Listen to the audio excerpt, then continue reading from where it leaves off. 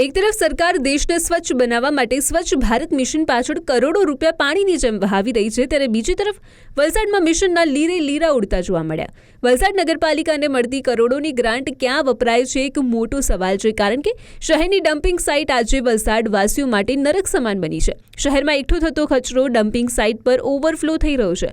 લોકોનો આક્ષેપ છે કે વિકાસના નામે માત્ર ટેક્સના પૈસાનો ધુમાડો થઈ રહ્યો છે. આમાં હું ફક્ત ને ફક્ત વલસાડ નગરપાલિકાનો જ વાક ગણીશ, કારણ કે આટલા વર્ષોથી સ્વચ્છ ભારત અભિયાનના નામે આટલા રૂપિયા, કરોડો રૂપિયા વલસાડ નગરપાલિકામાં આવે છે, તે પૈસાનો યોગ્ય રીતે ઉપયોગ થતો નથી.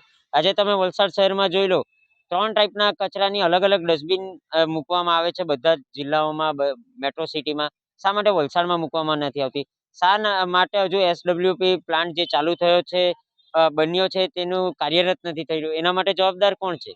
શા માટે કોઈ પણ એવી જગ્યા હજુ સુધી વલસાડ નગરપાલિકા કે વલસાડનું વહીવટી તંત્ર શોધી શક્યું નથી કે આ કચરાનો નિકાલ ક્યાં કરે?